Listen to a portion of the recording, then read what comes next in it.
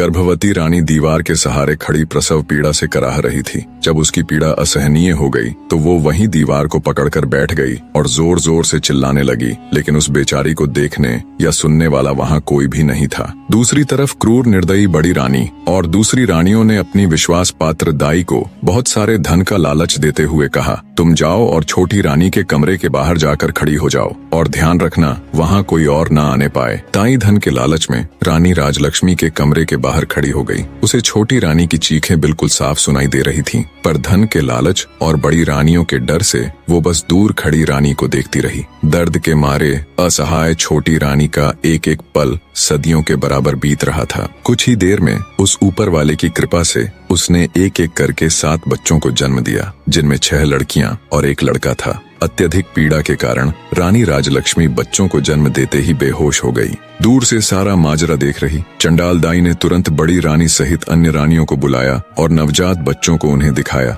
वे सब ये देखकर हैरान थीं कि छोटी रानी ने एक साथ 7 बच्चों को जन्म दिया है और सभी बच्चे बिल्कुल स्वस्थ और तंदुरुस्त हैं। मारे जलन और ईर्ष्या के उन सब की आंखें विस्मय से फैल गईं। वे सब अपनी किस्मत को धिक्कार रही थीं कि कहां हम में से किसी को भी एक बच्चा तक नहीं है, और इस गांव की गंवार को एक साथ 7 बच्चे हो गए, और वो भी बिल्कुल स्वस्थ। पर कोई बात नहीं, जो हमें नहीं मिल सका वो हम इस गवार को भी हासिल नहीं होने देंगी। क्रोध और ईर्ष्या में अंधी हो चुकी बड़ी रानी ने दाई को आदेश दिया, तुम तुरंत जाओ और कुछ ईंट पत्थर के टुकड़ों को लाकर बेसुध छोटी रानी के पास रख दो। रानी का आदेश मिलते ही दाई तुरंत कुछ ईंट और पत्थर के टुकड़े ले आई और उन्हें छोटी रानी के पास रख दिया। फिर बड़ी रानी ने बेरहमी से दाई को आदेश दिया कि अब इन नवजात बच्चों को जंगल में ले जाओ और इन्हें मारकर जमीन में दफन कर देना। इसके बदले हम तुम्हें इतना धन देंगे कि तुम्हारी 7 पुश्तें बैठकर खाएंगी। धन के लालच में अंधी दुराचारी दाई खुश होते हुए उन बच्चों को लेकर वहाँ से चली गई। उसके जाने के बाद रानियों ने वहाँ से सभी निशान साफ करके ईंट पत्थरों को छोटी रानी के पास रख दिया और सभी अपने कमरे में चली गई।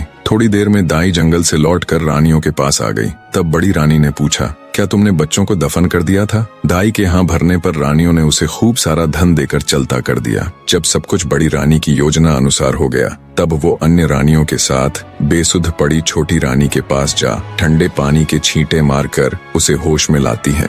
होश में आते ही छोटी रानी ने पूछा, मेरा बच्चा कहाँ है? मेरा बच्चा कहाँ है? मुझे क्या संतान हुई, लड़का या लड़की? पास पड़े ईंट और पत्थरों की ओर इशारा करते हुए बड़ी रानी बोली, ये देखो, तुमने इन ईंट और पत्थरों को जन्म दिया है। ये सुनते ही छोटी रानी एकदम से आश्चर्य के साथ सन्न रह गई और बोली, ऐसा कैसे हो सकता है कि मैंने ईंट और पत्थरों को जन्म दिया है? नहीं, ये नहीं हो सकता। मैं ये मान ही नहीं सकती कि मुझे बच्चे की जगह ये ईंट और पत्थर हुए हैं।